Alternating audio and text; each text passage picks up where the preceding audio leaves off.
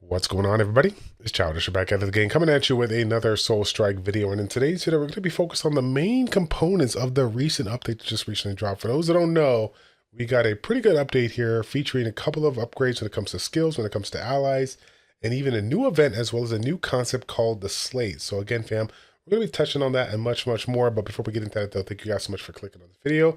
As always, I appreciate your support.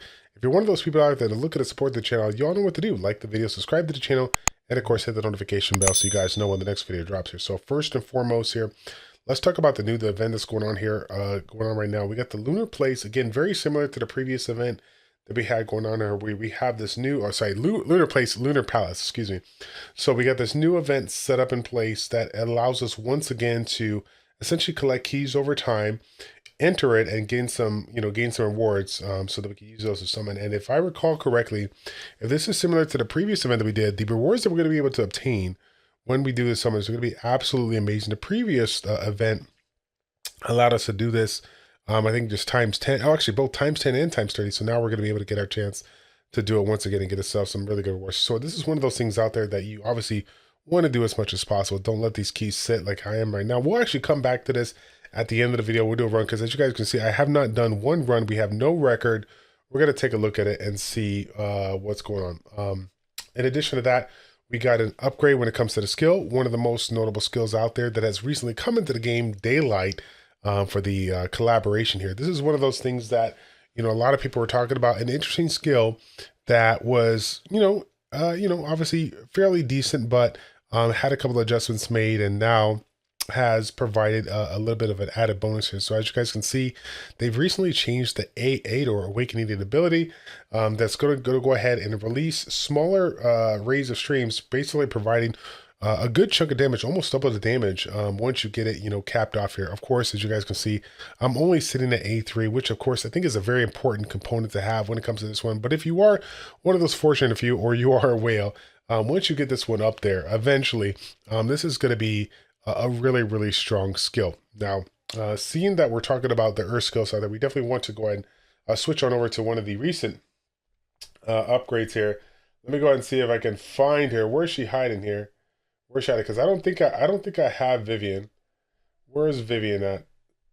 Oh, there she is right there. So we got a new component of Vivian called Altruism. Now, of course, you cannot see this right now, but this is going to be a new component. It's going to be available for you, a different added bonus that's going to be available for you, providing like a 5-second boost, providing a little bit additional attack here. So, again, I don't use this one. I don't have this one leveled out here, but this is just one of those units out there where she does have an interesting component, right? Providing a huge boost for Earth. But ultimately, it comes down to if you're one of those people out there that focus on the mono element Earth team or not. If you do, you could take advantage of a unit like Vivian. You could take advantage of a skill like, Daylight. You can take advantage of a couple of things that are currently in play. Mono element teams are relatively strong, but ultimately, if you're not one of those people out there that focus on a mono element team, most notably the Earth element team, then this is not going to be the one to like truly go ham on. The good thing about it is, though, they have recognized the fact that she wasn't really in a good place. They have improved her quite a bit. Is it enough to make her where she needs to be when it comes to her other counterparts, when it comes to the mythical, allies?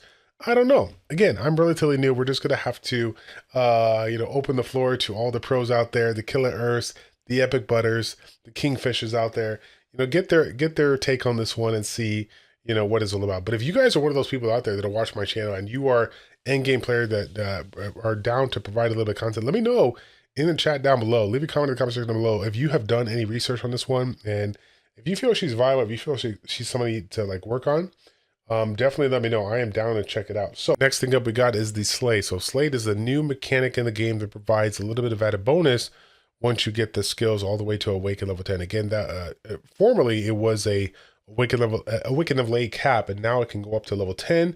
And of course, now we're going to provide, we're going to get some additional stats here when it comes to the Slate component. Of course, I can't showcase it, so I can't like show you how it is, but at the end of the day, this is just another component of the game to allow us to get some additional stats here. So if you're one of those people that are out there that are at that level, great. Of course, I'm one of the people that are relatively new to the game, only been playing for a little over 3 months here, so I can't really check it out here. But hopefully down the road, I'll be able to do a little bit of a video or maybe a collaboration with Epic Butter or something like that, and be able to showcase this in full force. But the good thing about it is that for the people out there that have been playing since the beginning of time, now have something to look forward to. As you guys can imagine, if you've been playing the game for 6 months and you are a consistent player, spending or no spending, whatnot, you're going to get, that Awaken 8 is going to come relatively quickly. And so when it does, like, what do you do with your summons? Where's the motivation to summon outside of new, banners or whatnot, right? They now have created that. They've upgraded the various stats in the game, bringing it from 8 to 10, and now created the slate that allows you to just kind of, like I said, take your account to the next level and provide some additional stats down the road here. So yeah, but that's pretty much the big components here.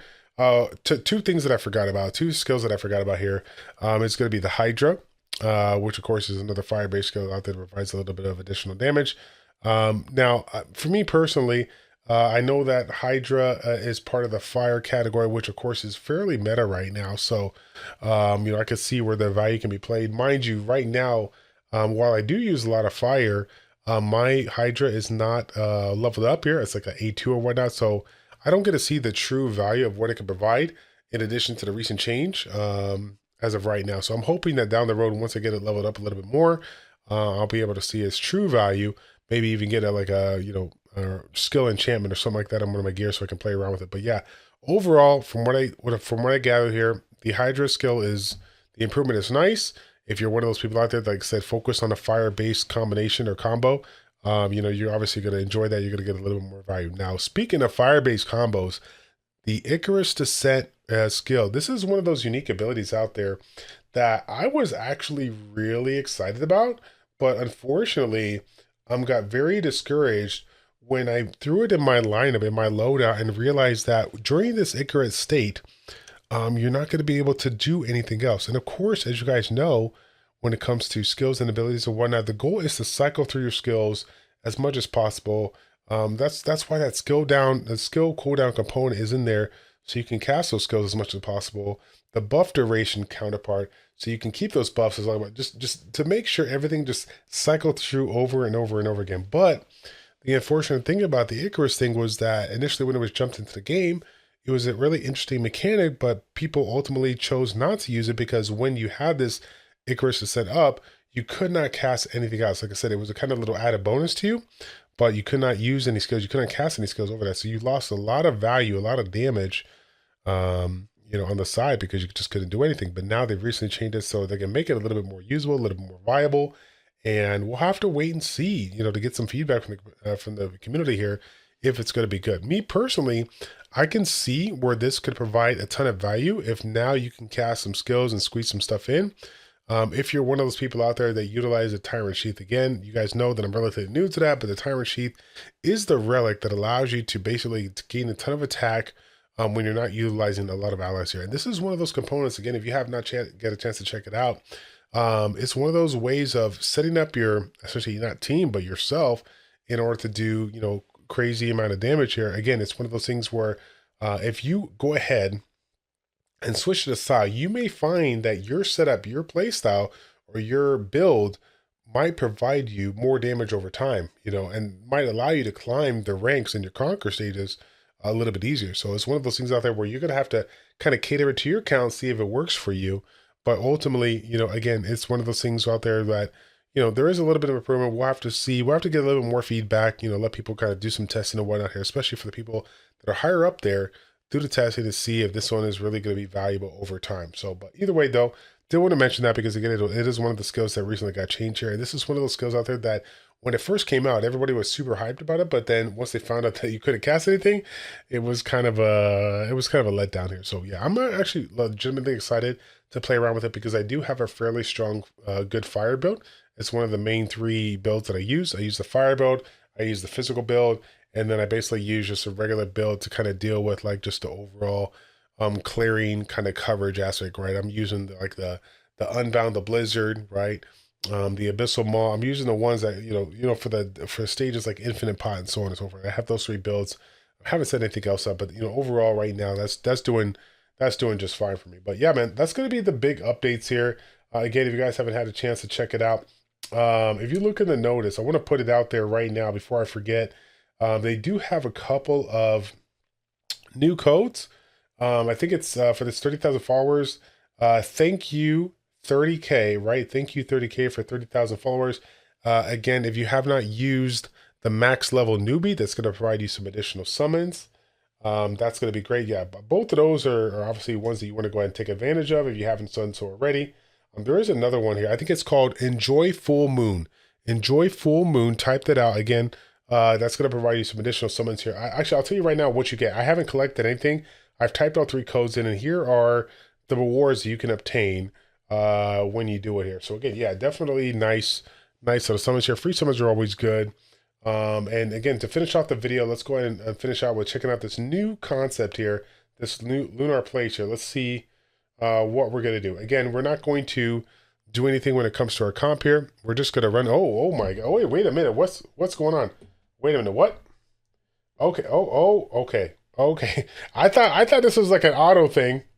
I thought this was an auto thing. Okay. I remember this. I remember the event like this. So basically we just run around collecting these little bulbs or whatever, looking for the big gold ones, right? The big gold ones are going to provide us a little bit extra, and the goal is not to hit the black ones like I continuously do here. So I'm doing very bad right now, but it is what it is.